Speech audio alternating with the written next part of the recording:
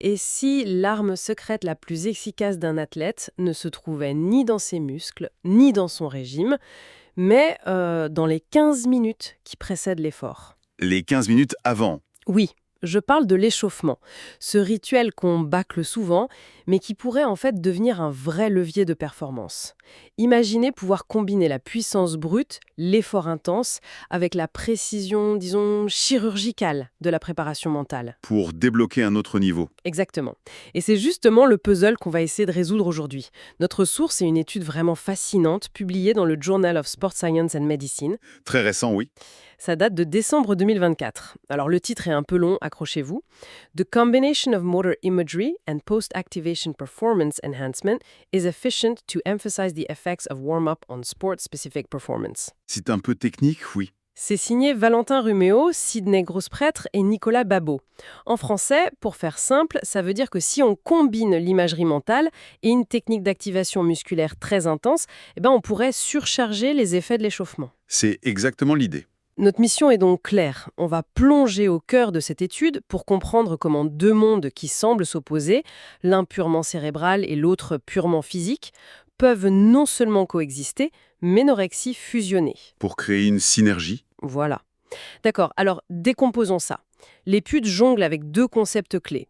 Le PAP d'un côté et l'imagerie motrice ou IM de l'autre. C'est ça. À première vue, c'est le jour et la nuit. L'un est un effort quasi maximal, l'autre une concentration silencieuse. Expliquez-nous un peu en quoi consistent précisément ces deux stratégies. C'est exactement ça. On a deux philosophies qui semblent incompatibles. Commençons par le côté physique, le PAP. PAPE. C'est l'acronyme de Post-Activation Performance Enhancement. En fait, l'idée est assez simple, mais elle est puissante. Juste avant l'épreuve, l'athlète réalise un effort très intense, mais très bref. Comme quoi, par exemple? Un squat lourd, un sprint très court, et cet effort va, réveiller le système neuromusculaire, le mettre en état d'alerte maximale. C'est un peu comme donner un coup de démarreur à un moteur de course juste avant le départ. D'accord. Le moteur tourne déjà, mais ce coup le met vraiment dans les conditions optimales pour une accélération foudroyante. Par contre, l'effet est temporaire. Ah, On parle d'une fenêtre de 5 à 10 minutes où la capacité à produire de la force et de la puissance est vraiment à son apogée. 5 à 10 minutes, c'est très court. C'est très court. Mais c'est contre-intuitif, ça. On nous dit toujours de ne pas trop forcer à l'échauffement pour ne pas être fatigué. Là, on parle d'un effort de très haute intensité. Il n'y a pas un risque de se griller avant même de commencer? C'est la question cruciale et tout l'art du PAPE, en fait, réside dans le dosage. L'effort doit être assez intense pour amorcer la pompe, comme on dit, mais pas au point de créer une fatigue musculaire qui nuirait à la performance. C'est un équilibre délicat. Très délicat. Mais quand c'est bien maîtrisé, les bénéfices surpassent largement le risque. Et c'est là qu'intervient l'autre outil qui, lui, ne génère absolument aucune fatigue physique. L'imagerie motrice. De l'athlète. Je pense que beaucoup de gens connaissent le concept de visualisation. Mais j'ai du mal à voir comment le simple fait de penser à un coup de poing peut rendre le vrai coup plus puissant. Hmm. C'est un simple boost de confiance, un effet placebo, où il y a vraiment un mécanisme physique mesurable derrière. C'est une excellente question. Et non, c'est bien plus qu'un effet placebo. L'imagerie motrice, c'est l'acte de simuler mentalement une action. On engage tous ses sens, mais sans produire le moindre mouvement. D'accord.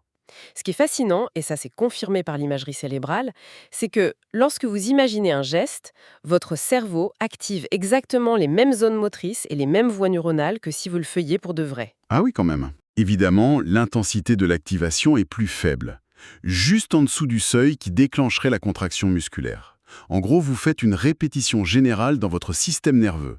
C'est comme si on traçait le chemin. C'est ça. C'est comme si un pilote de F1 faisait le tour du circuit dans sa tête des centaines de fois. Quand il est sur la piste, chaque virage, chaque freinage est déjà câblé, préenregistré. L'influx nerveux voyage sur une autoroute déjà tracée. Attendez, là on touche à quelque chose de fondamental. On a toujours opposé le corps et l'esprit, le physique et le mental. Et là cette étude nous dit que non seulement ils ne s'opposent pas, mais que leur fusion pourrait être la clé. C'est une petite révolution, non? Quelle était la grande question des chercheurs? Exactement. Ils se sont dit, on a d'un côté une approche périphérique qui excite les muscles, le PAP, Oui, et de l'autre une approche centrale qui prépare le cerveau, l'IM. Que se passe-t-il si on les combine? Est-ce que 1 plus 1 égale 3? l'effet synergique. C'était leur première hypothèse. Mais la seconde était encore plus fine. Ils se sont demandé s'il existait une recette secrète, un ordre optimal. Ah, Et intuitivement, ils ont prédit que la séquence IM puis PAP serait la meilleure. La logique était simple, l'effet du PAP est court, donc il fallait le placer le plus près possible de l'épreuve. d'accord, ça a du sens. On prépare le cerveau tranquillement avec l'IM, et puis on donne le coup de fouet final aux muscles avec le PAP. L'idée est brillante. Mais comment on teste ça concrètement, sur le terrain? J'imagine qu'il ne suffit pas de demander aux athlètes s'ils se sentent plus forts. Non, et la méthode est blindée. Ils ont réuni 10 boxeurs masculins de l'équipe de France. Ah oui, des athlètes d'élite. Le détail est important, oui. Ce sont des systèmes nerveux et musculaires déjà ultra optimisés. Si on trouve un effet sur eux, il y a de fortes chances que ce soit encore plus marqué sur d'autres athlètes. C'est un bon point. Et pour la méthode, ils ont utilisé une étude croisée et randomisée. Pour faire simple, ça veut dire que chaque boxeur a testé, à des jours différents et dans un ordre aléatoire, les 4 scénarios possibles. C'est le top en matière de fiabilité, ça. Oui, parce qu'on compare un athlète à lui-même, pas à quelqu'un d'autre. On élimine énormément de doutes. Et quels étaient ces 4 scénarios, ces 4 recettes d'échauffement qu'ils ont testées? Alors, chaque session commençait par un échauffement standard de 10 minutes. Pour tout le monde. La base. Voilà. Ensuite, ça se corsait. Il y avait 2 conditions contrôle pour avoir une base de comparaison. Soit le PAP tout seul, soit l'imagerie motrice toute seule. D'accord. Et puis, les 2 conditions qui les intéressaient vraiment, les combinaisons. La première, c'était PAP, suivi immédiatement de LIM. Et la seconde, c'était leur hypothèse favorite, LIM suivi immédiatement du PAP. Le protocole est en place, on a ces boxeurs d'élite, prêts à en découdre avec ces 4 types d'échauffement, mais comment on départage un vainqueur? Quels étaient les indicateurs de performance qu'on a regardés? Ils ont utilisé une batterie de test très complète. Pour la spécificité box, ils ont mesuré le temps de réaction avec un appareil nommé DBTA. En gros, c'est une cible électronique qui mesure à la milliseconde près le temps entre un signal lumineux et l'impact du coup. Très précis. Oui. Ils ont aussi mesuré la force de frappe, en moyenne et en pic. Puis des tests plus généraux, la force de préhension de la main et un test de sprint répété sur un assault bike. Ah, ce vélo diabolique? Exactement. Celui qui engage bras et jambes pour évaluer l'endurance de puissance. Et le dernier point, peut-être le plus malin, ils ont mesuré la fatigue subjective. La fatigue subjective, c'est-à-dire? Ils ont utilisé un questionnaire qui s'appelle le NASA TLX. C'est un outil très standardisé qui, pour simplifier, demande à l'athlète, sur une échelle précise, à quel point cet effort était-il mentalement et physiquement exigeant. Intéressant. C'était la pièce manquante pour savoir si le jeu en valait la chandelle. Une meilleure performance, c'est bien, mais si c'est au prix d'une fatigue énorme, l'intérêt est limité. Alors, le verdict.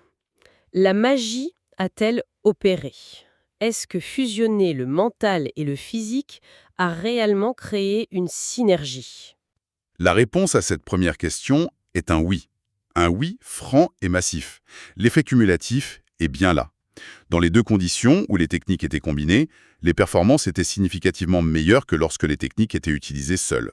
Vraiment. Oui, on parle d'amélioration notable sur la force de frappe moyenne et sur la capacité à enchaîner les sprints. Des gains ont aussi été observés sur le temps de réaction et la force maximale. Donc, première conclusion, combiner les 2 est bien plus puissant que de devoir en choisir une. 1 plus 1 est bien supérieur à 2. C'est déjà une superbe confirmation, mais j'attends la suite avec impatience. Qu'en est-il de la recette secrète, de l'ordre parfait? Est-ce que la séquence qu'ils avaient prédite, l'imagerie mentale avant l'effort, était vraiment le saint graal de l'échauffement? Et c'est là que l'étude bascule dans le fascinant, parce que la réponse est non. Ah, Contrairement à toutes leurs attentes et à une logique qui paraissait implacable, l'ordre n'a eu absolument aucune importance. Il n'y avait aucune différence statistiquement significative entre faire PAPE puis IM et faire IM puis PAPE. Les 2 combinaisons ont produit des gains de performance quasi identiques. attendez, ça c'est énorme. Toute la logique de la préparation sportive dit qu'il faut faire l'effort intense juste avant l'épreuve pour profiter de cette fameuse fenêtre de 5-10 minutes. Exactement. Le fait que l'ordre ne compte pas, ça bouscule complètement les certitudes des coachs, non?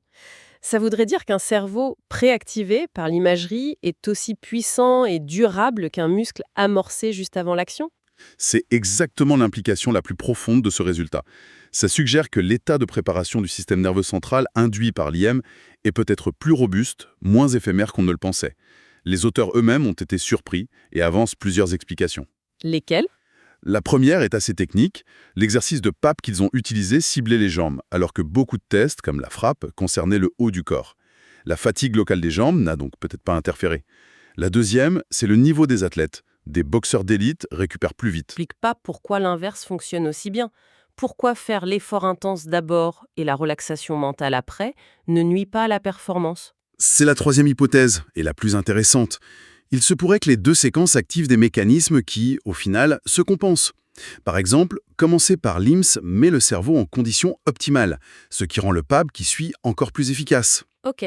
Mais à l'inverse, faire le PAP d'abord met tout le système nerveux dans un état d'hypervigilance, une sorte de boost général. L'imagerie motrice qui suit pourrait alors capitaliser sur cet état d'éveil pour être encore plus précise. Donc deux chemins différents qui mènent au même sommet. Voilà, c'est l'idée. C'est incroyable. On a donc de meilleures performances et une flexibilité totale sur la manière de les obtenir. Mais il reste la question du coût. Quelle était la note à payer sur le plan de la fatigue? On ajoute quand même une couche mentale ou physique à l'échauffement? Et c'est là que vient le coup de grâce de l'étude. Ah, Il n'y a aucune note à payer. Aucun coût supplémentaire. Les scores de fatigue perçus sur l'échelle NASA-TLX étaient identiques dans les 4 conditions. les 4? Les 4. Autrement dit, que vous fassiez un échauffement standard avec juste du PAP ou un échauffement augmenté avec PAP plus IM, l'athlète ne se sent pas plus fatigué. C'est la cerise sur le gâteau. On obtient un gain de performance mesurable sans que l'athlète ait l'impression de devoir fournir plus d'efforts. C'est le scénario de rêve. Totalement. Alors, si on résume pour l'application pratique, un coach ou un athlète qui nous écoute, qu'est-ce qu'il doit retenir? Qu'est-ce qu'il peut mettre en place dès demain matin à l'entraînement? La recommandation est très directe. Intégrer la combinaison de l'imagerie motrice et du PAP dans la routine d'échauffement est une stratégie gagnante. Ça ne prend que quelques minutes de plus, ça ne fatigue pas davantage et les bénéfices sur la performance explosive sont réels. D'accord. Le deuxième point clé, c'est la personnalisation. Il faut que ce soit spécifique au sport. Un sprinter fera des départs explosifs en PAP et visualisera sa course. Un boxeur fera peut-être des shadows avec des bandes lestées et visualisera ses enchaînements. Et pour l'ordre? La flexibilité de l'ordre est un bonus. Selon l'état de l'athlète ou l'organisation de l'échauffement, on peut choisir la séquence qui convient le mieux. C'est très adaptable. C'est d'une clarté limpide. Cette étude ouvre une porte sur la puissance incroyable de la connexion esprit-muscle. Ce qui m'amène à une dernière pensée, pour aller plus loin. Je vous écoute. On a vu qu'imaginer un mouvement simple fonctionne. La prochaine frontière ne serait-elle pas d'ajouter une complexité cognitive à cette imagerie mentale? Je veux dire, au lieu de juste imaginer un coup de poing parfait dans le vide, l'imaginer en réaction à une feinte d'un adversaire ou dans le vacarme d'une salle en délire. Dans un contexte de haute pression. Exactement. Comment cette stratification de la complexité mentale pourrait-elle, à son tour, décupler encore ses effets physiques? C'est une piste de réflexion qui donne le vertige. Absolument. Et si on ne devait retenir qu'une chose, c'est que la fusion d'une préparation mentale ciblée de quelques minutes et d'un effort physique bref et intense constitue une stratégie d'échauffement surpuissante, flexible et sans coup de fatigue perceptible. C'est un résumé parfait. Pour celles et ceux qui veulent vraiment plonger dans les détails statistiques, dans la méthodologie complète, l'article original de Rumeau, Grossprêtre et Babot dans le Journal of Sport Science and Medicine est une lecture absolument passionnante. Je le recommande vivement. Et pour ne rien manquer de nos prochaines analyses, pensez à vous abonner à la chaîne et à activer les notifications. À très bientôt pour une nouvelle exploration.